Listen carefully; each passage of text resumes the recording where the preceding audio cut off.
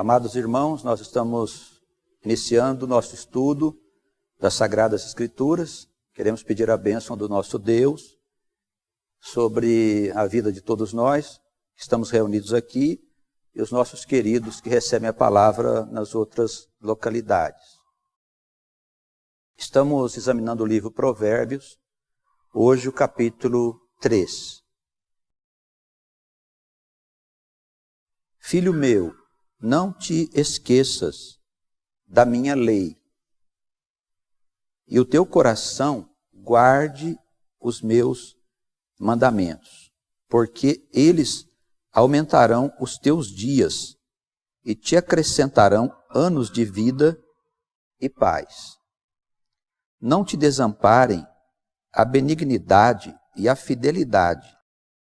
Ata-as ao teu pescoço, escreve-as na tábua do teu coração.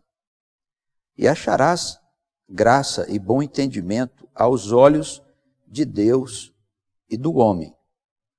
Confia no Senhor de todo o teu coração e não te estribes no teu próprio entendimento. Reconhece-o em todos os teus caminhos e ele endireitará as tuas veredas. Esses primeiros versículos aqui já nos dão uma ideia do desenvolvimento de todo o capítulo. Então, a palavra é dirigida aqui pelo Espírito como se fosse um pai que está conversando com um filho. Por isso, os capítulos começam com filho meu. É um conselho que está sendo dado para todos nós que somos filhos do Deus Altíssimo. O versículo 2, ele fala aqui que nós teremos os nossos dias de vida aumentados, acrescentados aos anos da nossa vida, se nós não nos esquecermos da lei de Deus e guardarmos no coração todos os mandamentos. Houve um tempo em que nós entendíamos a vida como uma experiência dolorosa, que deveria ser vivida com esforço, com fé, na esperança de que nós iríamos um dia viver com Deus no paraíso. Essa é uma concepção tradicional das religiões e das seitas em geral. O bom Deus, no entanto, nos revela que aqui é o lugar da nossa habitação, que nós estamos trabalhando por meio das muitas vidas que Ele nos concede na construção do paraíso. Então, este é o lugar da nossa habitação. E, por isso, a palavra de Deus valoriza a vida. Nós encontramos outras passagens nas Escrituras em que diz que Deus nos premiará com uma vida longa. Então, para nós, hoje, viver é uma coisa muito importante para nós. Porque é a vida que nos concede oportunidade de aprendizado, de realizações, nos proporciona ocasião de nós desfrutarmos as coisas boas que a vida nos proporciona. A convivência com verdadeiros irmãos, a formação de uma família, a criação de filhos, o conhecimento da ciência e de todas as coisas. Então, a vida é a grande experiência do ser. O ser se realiza quando ele está na vida terrena. Ele não se realiza quando ele está na eternidade, como pensam algumas religiões e como pensam algumas seitas e filosofias. Este ponto de vista parece estar bem fundamentado tanto nos escritos do Antigo Testamento quanto nos escritos do Novo Testamento. Se nós tivermos olhos de ver, nós vamos perceber que Deus deseja nos dar uma vida longa para que a gente possa viver a experiência que Ele quer que a gente viva. Por isso aqui no versículo 2 ele diz, olha, o observar das regras vai te acrescentar anos de vida. Porque se a gente não andar nos caminhos do Senhor, nós vamos embranhar pelo caminho do pecado, das transgressões. E aí a alma se compromete com o espírito do mundo, com as trevas, que no mundo ainda são um grande poder, né? E que leva o mundo a fazer muitas coisas equivocadas. Então, quando nós embrenhamos pelo caminho do pecado, diante de nós está a morte, diante de nós está a tragédia. Quando nós deixamos de lado o grande amor de Deus, as coisas boas que Ele nos aconselha, para que nós possamos ser felizes, para que nós possamos realizar as abençoadas obras que Ele deseja, nós acabamos sendo entregue à morte, ao sofrimento. Então a nossa vida é encurtada. E o contrário é verdadeiro. Se andamos com o Senhor, se fazendo a sua vontade, Ele alonga a nossa vida, afasta da nossa existência as doenças, as tragédias, as coisas do mal. Porque estamos andando na ordem de Deus, estamos em harmonia com a própria criação. Que andar na ordem de Deus é estar em harmonia com a criação. Não se trata de uma conduta religiosa para agradar a Deus, nada disso. Esqueçamos os conceitos das religiões. A maioria dos conceitos das religiões são equivocados. Há um rudimento sobre a realidade, um rudimento, sombras das coisas que são verdade. Sombras. Mas há uma realidade que precisa ser vivenciada por nós. Andar nos caminhos do Senhor é estar em harmonia com a própria criação. Porque a criação, ela é a obra de Deus e Deus está presente em toda a sua obra. E dentro dela existem as regras. Então, se a gente anda a favor dessas regras, nós vamos ter uma existência de paz. Por consequência, uma vida dilatada sobre a face da terra. Também o Espírito diz que nós não seremos desamparados, porque a benignidade e a fidelidade do Senhor estará do nosso lado. São valores que precisam estar atados no nosso pescoço. Como isso acontece, né? Como ele cita aqui o exemplo de uma joia preciosa que a gente põe no pescoço e carrega para todo lado. É uma coisa que nós precisamos carregar para todo lugar onde nós vamos, como algo muito precioso. A benignidade e a fidelidade. Precisa estar escrito aonde? Não é num papel, não é numa tábua de pedra, mas nas tábuas, né? Na tábua do nosso coração, né? No tecido da nossa alma. É algo que não pode ser esquecido de maneira alguma. Agindo assim, acharemos graça e bom entendimento. Então, se nós andarmos nesse caminho, né, Deus irá olhar para nós e tudo correrá bem. E mais, nós também seremos bem vistos pelos olhos dos homens. Porque, veja bem, Deus, Ele tanto está presente na vida dos homens, quanto o mal também se faz presente num ambiente como a terra. Então, se nós andamos no caminho do Senhor, os homens de bem irão perceber que nós somos gente de Deus. Instintivamente, eles nos farão bem. Instintivamente. Então, também aos olhos dos homens, nós seremos vistos como almas que andamos nos caminhos do Senhor. Confia nele de todo o teu coração. Nossa confiança em Deus precisa ser plena. Não é uma coisa assim, eu creio, mas no entanto eu tenho que tomar um monte de cuidados, porque se eu não tomar cuidado, né, você sabe, aí eu não sei se Deus está cuidando. Não, Deus está cuidando de tudo, plenamente de todas as coisas. Não existe nada que fuja do controle de Deus. E nada se passará se Deus não permitir. Então, nós não temos que ter uma preocupação infundada em relação às coisas que se passam à nossa volta, ao nosso futuro. Não temos que nos preocupar com isso. Ou é assim, ou Deus não tem poder. E Ele não é Deus. Se Ele é Deus, Ele tem poder sobre tudo.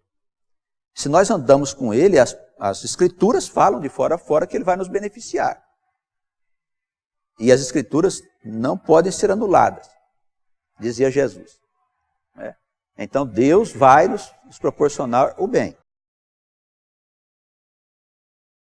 Se algo acontecer a nós que parece um sofrimento, que parece uma prova, uma dificuldade, é porque Deus deseja que a gente passe por aquilo. É necessário em face do quê? Da eternidade das coisas, e não da temporalidade das coisas. Então, quando passamos por uma prova, isso não significa que ela tenha a ver com o tempo presente. Ao contrário, ela tem a ver com a eternidade da nossa alma. Ou com fatos que se passaram no passado. A maioria dos fatos podem ser apagados pelo perdão de Deus. Mas certas situações muito graves, às vezes a alma precisa fazer certos ajustes em relação à convivência ou conflito com outras almas, com quem ele viveu experiências de sofrimento no passado. Isso pode acontecer. Então, se temos que passar por uma dificuldade, uma prova, saibamos que tudo está na esfera do pensamento divino e acontecendo para a eternidade da nossa felicidade, não para uma felicidade temporal.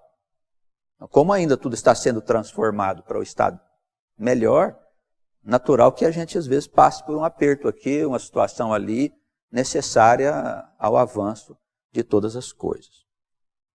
Confiemos, pois, no Senhor, e aqui quer dizer de todo o nosso coração, não tem que ter dúvida não, viu? De todo o nosso coração. E ele alerta, não te estribes no teu próprio entendimento. Então o homem, por vezes, se perde achando que ele sabe o que ele não sabe. Né? Porque como o homem é a imagem e semelhança de Deus, ele pensa, ele tem imaginação, ele tem a capacidade de examinar as coisas, julgar, apreciar, mas o Espírito alerta, toma cuidado, viu? Porque o homem pensa bem quando o pensamento dele é o pensamento de Deus, está ligado no pensamento divino. Né? Então, na nossa experiência, tenhamos cuidado para a gente não achar que o nosso pensamento é o pensamento de Deus. Temos que dizer sempre, Senhor, faça-se conforme o Senhor determinar. Né? Faça-se a tua vontade. Sabendo que, mesmo que o que acontecer vai contrariar a nossa vontade, mas é o pensamento de Deus. Deixa Deus ser Deus. Isso é fundamental. Não se estribe, não se fundamente no seu próprio entendimento. Porque o nosso entendimento é enganoso. E por que enganoso? Porque há o mal no mundo. Não é porque nós não somos divinos. Nós somos divinos. Mas há um enganador, há um mentiroso no mundo. E ele enrola a gente facilmente. Porque ele sabe da nossa fraqueza. E aí vai lá e ilude, enche nossa cabeça de bobagem. Ah, você é isso, você é aquilo. Somos nada. Absolutamente nada. Todos nós precisamos que Deus esteja nos assistindo em todas as nossas decisões. O que aprendemos é Deus que nos revela. Precisamos dele, para ele nos revelar. Tudo o que fazemos, agradeçamos a Deus que nos permite que seja feito daquela forma. Tenhamos cuidado para não sermos enganados pelo nosso próprio entendimento. Reconhece o Senhor, versículo 6, reconhece o Senhor em todos os teus caminhos. Em todas as tuas obras, em tudo que você for fazer, reconhece o Senhor. Em tudo. Não há nada que a gente vai fazer que você não pode. Ah, não vou considerar o Senhor. Tudo tem que considerar o Senhor. Todas as coisas. Educação, vida familiar, vida conjugal, relacionamento pessoal, tudo. Profissional. Em todas as coisas nós precisamos considerar o Senhor. Se o Senhor não for considerado, você está se estribando no seu próprio pensamento e as consequências você já sabe. Encurtamento da vida. Básico. Encurtamento da vida. Encurtamento da vida significa doença, tragédia, morte fora de hora. O sujeito está indo no caminho errado, o Senhor tira ele. Ah, pode alguém morrer fora da hora? Pode, claro que pode. Basta começar a fazer muita bobagem, o Senhor tira o sujeito do cenário.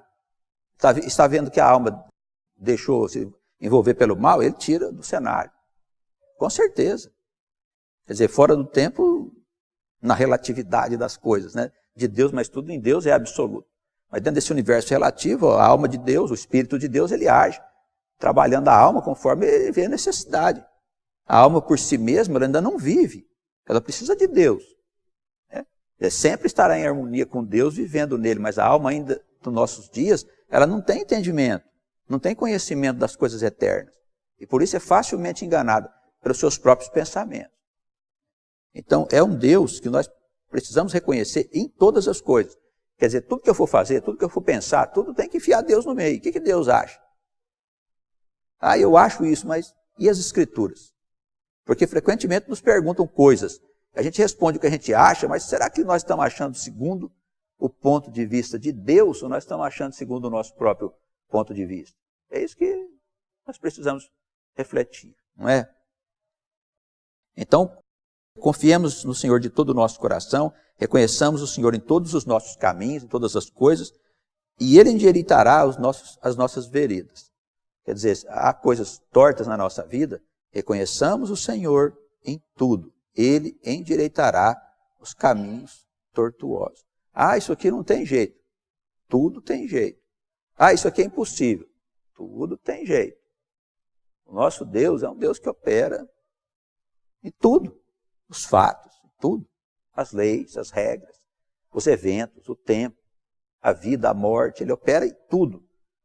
Então é um Deus que conserta os caminhos tortos da nossa vida. Tá bem? Não sejas sábios a teus próprios olhos. Teme ao Senhor e aparta-te do mal. Isso será saúde para o teu âmago e medula para os teus ossos. Então, ele diz, é necessário que você se esforce para se apartar do mal. Por quê? Porque o mal está presente na terra. E muito. O apóstolo João dizia que o mundo está mergulhado no maligno. Quer dizer, há uma nuvem negra aonde nós estamos mergulhados no meio dessa grande confusão. A maioria das pessoas estão envolvidas pelo mal? Evidente que sim. Evidente. Uma pequena parcela só está envolvida com Deus. A maioria está envolvida com o mal. Com a ausência de... O que é o mal? A ausência de Deus. Ele diz, é necessário que a gente se aparte do mal. Aparte dessas pessoas. De pessoas que vivem uma vida que não tem nada a ver com Deus. E tem muita gente que vive aí mergulhado nessa grande confusão do mundo. Ou que tem um Deus que não é verdadeiro. O sujeito fala em Deus e vive no pecado. Fala em Deus e vive como se fosse morrer. Eu tenho dito aqui, irmãos, que nós precisamos reconhecer um Deus um pouco diferente do Deus do Ocidente. É o Deus de Israel. O Deus de Israel é diferente do Deus do Ocidente. O Deus do Ocidente é um Deus preocupado com riquezas, prosperidade, com a temporalidade da vida, essa coisa de vamos gozar agora, realizar, vamos prosperar, vamos ganhar, vamos ter. É esse Deus do Ocidente. No meio dos cristãos é um Deus muito comum. O Deus de Israel é outro Deus. Ele tem uma proposta que se desenvolve desde Gênesis ao Apocalipse. Uma proposta de luta, de trabalho. Quando nós olhamos para a história das Escrituras, nós não encontramos nada disso. Esse Deus de prosperidade, de riqueza, não encontramos isso nas Escrituras. Ao contrário, um Deus que chama nós para lutar contra o mal que está na terra. Anunciar o reino que haverá de chegar. Muitas coisas estão aí para ser colocadas por nós a um mundo que caminha no escuro. Um mundo que caminha rumo ao abismo. A terra está caminhando rumo ao abismo. Irmãos, se não for assim, a Escritura está equivocada. E se nós concluirmos que a Escritura está equivocada em algum ponto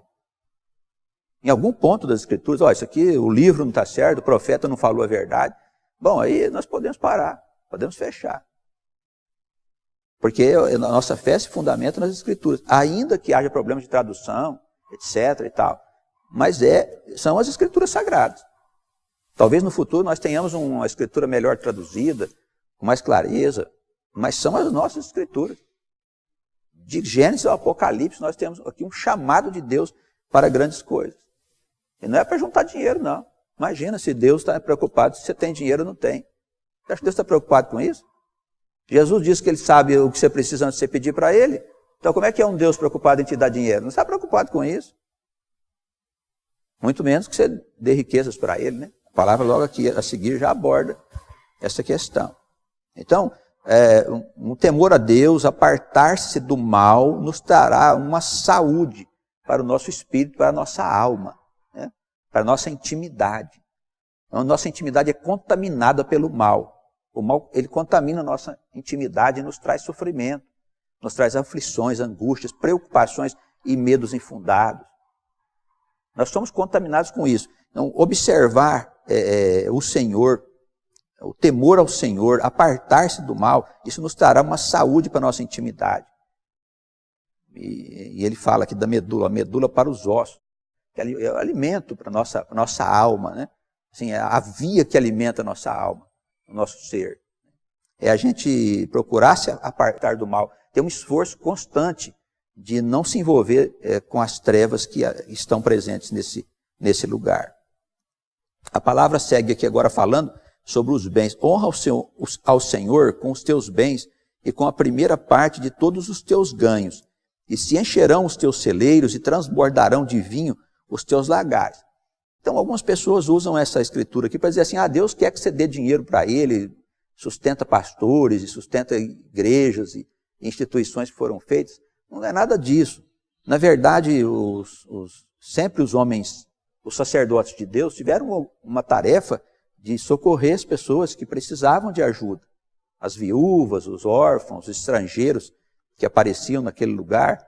Então, eles tinham essa tarefa, eram homens dedicados a essa tarefa. Assim como existem homens hoje que têm a sua vida dedicada a anunciar as boas novas do rei. E, evidentemente, é necessário que haja recursos para isso. Então, nós precisamos pensar em ajudar a obra de Deus. E aqui, pelo menos, a palavra não está se referindo a nenhuma quantidade. O que ele está dizendo aqui, honra o Senhor com os teus bens e com a primeira parte dos teus ganhos. O que é a primeira parte? É o que de melhor você tem. Então, participa da obra de Deus, seja ela qual for, com o que você tem de melhor, e não o que você tem de pior. Né? É uma forma que a gente tem de mostrar a Deus que nós somos reconhecidos por tudo quanto Ele tem dado a nós. E, na verdade, Ele tem enchido a nossa vida de bênçãos. E na hora da gente participar da obra de Deus, a gente fica assim, não dá, eu estou preocupado, eu estou apertado, eu estou com isso, estou com aquilo. A gente sempre dá o que é de menor na nossa vida para Deus, não o que há de maior. Né? Então Deus, ele observa essas coisas. Por quê? Porque os recursos são importantes como testemunho do nosso desprendimento, do nosso amor por tudo aquilo que Deus tem nos dado, e o reconhecimento que o reino vai ser estabelecido, nós precisamos trabalhar para ele. E não se pode fazer isso sem recursos. Seja para ajudar o próximo, para ajudar os pobres, os enfermos e tal, para as obras que hoje a igreja faz. Né? Ou seja, para anunciação, ou seja, para custear a vida dos pastores, de homens que estão trabalhando pelo reino. Nós estamos falando de homens que trabalham verdadeiramente pelo reino, e existe na terra muitos homens trabalhando pelo reino. Não estamos falando desses aí que fazem da casa do Senhor um negócio para ganhar dinheiro, para viver. Não estamos falando disso, não. Isso aí não são igrejas, são casas que são abertas para sujeito mercantilizar as coisas do Senhor. Serão responsabilizados. Mas certamente há muitos pastores cuidando do rebanho, gente trabalhando, e eles precisam ser devidamente sustentados pela comunidade. Então nós temos que dar esse testemunho, mostrando que nós reconhecemos a instrução do Senhor. Então honra o Senhor com os teus bens e com a primeira parte de todos os teus ganhos. Faz isso e a sua vida se encherá de bênçãos. Né? Os celeiros e transbordarão de vinho, os teus lagares, etc. Toda uma simbologia dizendo que Deus olha bem aquele que participa da sua obra. Filho meu, versículo 11, não rejeites a correção do Senhor, nem te enojes da sua repreensão, porque o Senhor repreende aquele a quem ama, assim como o pai ao filho a quem quer bem. Então, correção. Por que correção? Porque vivemos num mundo onde existe o diabo. A nossa relação com o mal é que gera uma conduta inadequada. Então, estamos vivendo de uma forma incorreta, Deus vai corrigir a gente. E a gente não gosta muito que as pessoas mudem o rumo da nossa vida. Se nós não gostamos e Deus quer corrigir, o que Ele vai lançar na nossa vida? Sofrimento. É uma das ferramentas de Deus. Então Ele deixa a gente sofrer para a gente poder procurá-lo. Mas se nós formos dóceis aos conselhos do Senhor, Ele não vai levar a gente para nenhum tipo de sofrimento. Não acontecerá nenhuma tragédia na nossa vida. Então é necessário haver essa docilidade. Por isso o Espírito diz, não rejeites a correção do Senhor. Nem fiques enojados da sua repreensão. Porque a palavra de Deus tem o papel de repreender a conduta nossa nociva. Ou de nos alertar. Eu já estou há 20, 30 anos lendo a Escritura, conheço bem a palavra e tal. Já estou pronto. Não está. Nós nunca estamos prontos. A palavra deve nos repreender todas as semanas. Aliás, deveria nos repreender diariamente. Todos devem ler a Escritura no sentido de que a palavra quer falar comigo. Você de manhã procura o Senhor de madrugada. Essa coisa de acordar de madrugada, né? O pessoal acorda 3, 4 horas da manhã e fica reclamando que não dorme. Levanta, pega a Escritura, vai conversar com o Senhor. Os homens de Deus sempre fizeram isso. Então, se o diabo está te acordando cedo, pega a Escritura, vai lá para a sala, vai ler a Escritura, conversar com Deus. Para que você tenha uma intimidade com Deus. Essa palavra vai te corrigir, vai te orientar, vai te preparar para que você tenha um dia de plenitude. Fica ali 1 hora, 2 horas com Deus, depois vai deitar um pouquinho, você dorme mais 1 hora, logo você acorda maravilhosamente bem, devidamente revestido para você poder enfrentar a sua luta. Então não reclama de dormir pouco, não. Pega a Escritura e valoriza o teu tempo. Né? Porque os homens de Deus sempre procuraram o Senhor de madrugada. Eles não tinham tempo durante o dia para poder falar com Deus. Então eles, de madrugada, conversavam com o Senhor. É um tempo bom, é um momento certo da gente ter uma relação especial com Deus. E vamos lembrar também que os homens maus estão dormindo, né, nessa hora. Geralmente eles não oram, não têm relação com Deus. Se vocês estão dormindo, o ambiente está melhor para a gente poder conversar com o Senhor. Então a coisa está um pouco mais leve. Aí podemos falar com mais facilidade com o nosso Senhor. Então não rejeitemos de maneira alguma a correção do nosso Senhor, porque Ele repreende aquele a quem Ele ama. Quem não repreende, não ama. Então, você tem seu filho, você não repreende, não põe ordem, não põe limite na vida do seu filho, é porque você não está amando seu filho devidamente. Amar não é deixar o filho fazer o que quer, corrigir o filho. Ah, toda criança nasce precisando de correção? Evidentemente, no ponto de vista das Escrituras Sagradas. Do ponto de vista da modernidade, não, porque a criança não tem alma. Acha que o psicólogo acha que a criança tem alma? Os sábios do mundo? Os doutores? Para eles a criança não tem alma, ela nasce da carne. Então por que você vai repreender uma criança sem necessidade? Para nós é diferente, a alma já existe há muito tempo. E como todas as almas que vivem no mundo, ela já nasce precisando de correção. Né? Correção em que sentido? Queremos castigar a alma, castigar o nosso filho? Absolutamente, eu preciso conduzir o nosso filho aos caminhos da sua felicidade. Isso significa corrigir rumos. Repreender a criança, repreende a criança na sua agitação, no seu desespero, nas suas aflições. Não deixa a criança à vontade. Se você deixar a criança à vontade, o mal vai entrar na vida dela. Isso faz parte da vida do mundo atual. E será assim até a chegada do reino. Depois que o reino for implantado na terra, não vai ter necessidade mais de você corrigir a criança como nos dias de hoje. A correção ela já vai ser feita naturalmente, porque não vai ter o mal mais na terra. Então, quem corrige, ama. Quem corrige, repreende. Quem não ama ou não sabe amar, deixa à vontade. Nós somos as crianças de Deus. Por isso Deus nos repreende, nos corrige, conforme Ele acha melhor para o nosso bem. Então o Senhor repreende aquele a quem ama. Bem-aventurado o homem que acha sabedoria, versículo 13. E o homem que adquire conhecimento, porque é melhor a sua mercadoria do que artigos de prata, e maior o seu lucro que o ouro mais fino. Mais preciosa é do que os rubis, e tudo o que mais possas desejar não se pode comparar a ela. Vida longa de dias está à sua mão direita, e na esquerda riquezas e honra. Os seus caminhos são caminhos de delícias, e todas as suas veredas de paz. É árvore de vida para os que dela tomam, e são bem-aventurados todos os que a retêm. Então veja só, irmãos, aqui ele nos fala da sabedoria e do conhecimento, mostrando que eles são como um tesouro que a gente precisa adquirir e guardar com carinho, como se fosse algo mais precioso que o ouro, que o rubi, que as pedras mais valiosas, né? Ele nos diz assim que com essa sabedoria, com esse conhecimento, que sabedoria, que conhecimento?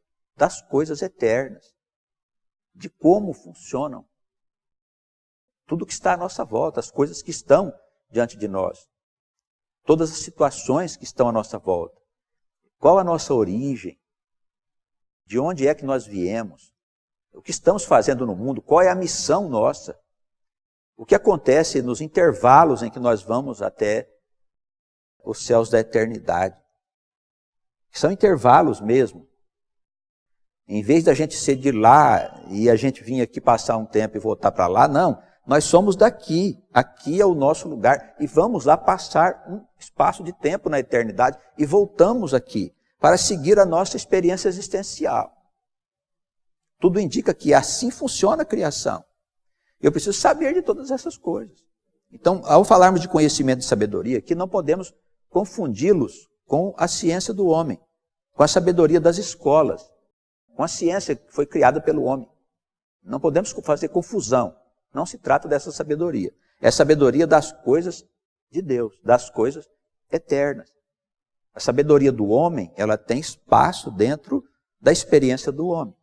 Mas ela não traz respostas acerca das dúvidas das coisas eternas, das coisas do nosso Deus. É aí que nós precisamos adquirir a sabedoria. Então, sabedoria e conhecimento aqui no Provérbios tem a ver com conhecimento da eternidade. Quem não conhece isso, não vive de uma forma completa. Tá bem? Viver de uma forma completa é ter conhecimento desses propósitos do Deus eterno.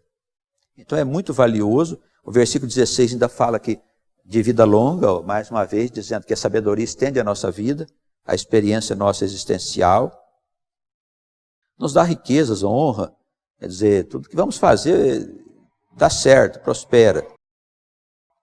Caminhos de delícias, veredas de paz, é como uma árvore de vida para os que dela tomam, e são bem-aventurados os que retêm a sabedoria e o conhecimento. O versículo 19, a palavra diz assim: o Senhor, com sabedoria, fundou a terra, com entendimento preparou os céus. Pelo seu conhecimento se fenderam os abismos e as nuvens destilam o orvalho. Filho meu, não se apartem estas coisas dos teus olhos. Guarda a verdadeira sabedoria e o bom siso, porque serão vida para a tua alma e adorno ao teu pescoço. Então andarás confiante pelo teu caminho, e o teu pé não tropeçará. Quando te deitares, não temerás. Ao contrário, o teu sono será suave ao te deitares. Não temas o pavor repentino, nem a investida dos perversos quando vier, porque o Senhor será a tua esperança. Guardará os teus pés de serem capturados. Não deixes de fazer bem a quem o merece, estando em tuas mãos a capacidade de fazê-lo. Não digas ao teu próximo, vai e volta amanhã, que te darei, se já o tens contigo. Não maquines o mal contra o teu próximo, pois que habita contigo confiadamente. Não contendas com alguém sem causa, se não te fez nenhum mal. Não tenhas inveja do homem violento, nem escolhas nenhum dos seus caminhos, porque o perverso é abominável ao Senhor, mas com os sinceros o Senhor tem intimidade. A maldição do Senhor habita na casa do pecador, mas a habitação dos justos será abençoada. Certamente ele escarnecerá dos escarnecedores, mas dará graça aos mansos. Os sábios herdarão honra, mas os loucos tomam sobre si vergonha. Amém? Palavra abençoada, né, irmãos? Ele aqui, no versículo 19, ele mostra a dinâmica da criação e do espírito. E ele quer com isso mostrar que nós também funcionamos como o próprio Deus. Que a dinâmica da vida dentro da nossa mente deve ser a mesma dinâmica que Deus usou para criar a obra que ele fez. Essa maravilha que está aí diante de nós. Ele fala que o próprio Deus usou a sabedoria e o conhecimento para poder gerar a criação. Fazer os rios, os mares, os vales e todas as coisas. Como é importante para nós esta sabedoria e esse conhecimento, para que nós também venhamos a gerar a vida com todas as bênçãos que ela pode nos proporcionar. Então, sabedoria e conhecimento pertencem ao próprio Deus e pertencem a nós que somos deuses, segundo as Escrituras. E devemos utilizar da sabedoria e do conhecimento para nós realizarmos coisas maravilhosas que o nosso Deus permite que sejam realizadas. No tempo presente e no tempo futuro. Então ele desdobra que o texto vai se desdobrando, mostrando que pelo conhecimento e pela sabedoria, Deus realizou todas as coisas. Então ele diz, filho meu, não te apartes dessas coisas, porque elas serão como diademas, que você vai carregar com você, coisas importantes. Põe no seu pescoço, não se afaste, escreva no teu coração. Não tenhas medo, não tenha medo dos homens maus, a investida dos perversos, quando isso acontecer, porque o Senhor Deus será a tua esperança. Ele guardará os teus pés de serem capturados. Então nós não temos que ter medo, porque há o inimigo no mundo. De uma forma ou de outra, nós um dia seremos provados. Nesse tempo, confiemos plenamente no Senhor, porque o Senhor não é homem para mentir. O Senhor é Deus. O Senhor é Deus. Isso tem que ficar forte em nós, porque Deus é o nosso Senhor. Ele nos protegerá, nos guardará, não precisamos temer. Não deixe de fazer o bem. Olha como ele baliza aqui a nossa experiência, dizendo assim, preste atenção, que viver comigo é fazer muitas coisas. Então, se a pessoa tiver fome, dê a ele o que comer. Não diz para ele voltar outro dia. Se você pode dar para ele a comida naquela hora, não faça isso, dê a ele a comida. Não deixe de fazer o bem a quem o merece. O que quer dizer também que você não precisa fazer o bem a todas as pessoas. Mas imaginar, vou sair por aí fazendo bem a todo mundo que eu achar na minha frente. Não, eu preciso fazer um juízo sobre aquilo que eu estou fazendo. Deus não quer que você pegue todas as suas coisas e distribua para os pobres, os necessitados. Porque daqui a pouco você vai ser o necessitado. Então Deus quer que você também utilize bem os seus recursos, no sentido de fazer o bem àquelas pessoas que estão realmente precisando do bem. Nós temos que ter uma ação inteligente em fazermos o bem. Então talvez essa palavra aqui, merecimento, não seja adequada. A tradução pode aqui talvez caber uma outra expressão, como acontece em muitas passagens das Escrituras Sagradas. Não digas ao teu próximo para voltar outro dia. Lembre-se sempre disso. Então, na hora que a necessidade bater na tua porta, ou te encontrar na rua, faça o que você tem que fazer. Tá bem? E encerra aqui o capítulo, de uma forma muito bela, dizendo assim que o Senhor, ele é indomável, com os perversos. E ele lança uma maldição sobre a vida daqueles que fazem o mal. E bênçãos abundantes estão sobre a vida daqueles que andam nos seus caminhos. Então, viver é escolha, você escolhe. Deus já colocou muitas vezes ao seu povo, olha, eu te ponho à disposição bênçãos e maldição. Escolhe. Escolhe bênçãos e viva. Se você não escolher bênçãos, a maldição virá sobre você. E você vai morrer. Quer dizer, você vai ficar destituído da presença gloriosa do Deus de Israel. Porque se Ele estiver presente na nossa vida, no nosso coração, com certeza nós caminhamos rumo à felicidade, à paz, e nos afastamos de todas as tragédias e sofrimentos que a gente vê acontecer nesse mundo. E muitos perguntam, ora, por que essas coisas estão acontecendo? Com toda certeza, todas as tragédias humanas são provenientes da ausência de Deus nessas vidas. Com certeza. E as causas não são temporais, não fazem parte apenas dessa existência. São causas que remontam ao passado. Por isso o mundo está cheio de tragédias e de desgraças. Porque as pessoas se afastaram de Deus, não quiseram ouvir o chamado do Senhor e as consequências agora estão sendo colhidas por essa humanidade. Infelizmente. Mas isso também faz parte dos planos do nosso Deus. Que Ele nos abençoe e nos guarde no seu amor, na sua misericórdia e bondade. Ele nos conceda um dia a condição de sermos chamados sábios, Quer dizer, da gente ter posse desse conhecimento e entender como é que tudo funciona. Isso para nós será de profunda alegria. Os sábios herdarão honra, os loucos, coitados, eles atrairão para si a vergonha.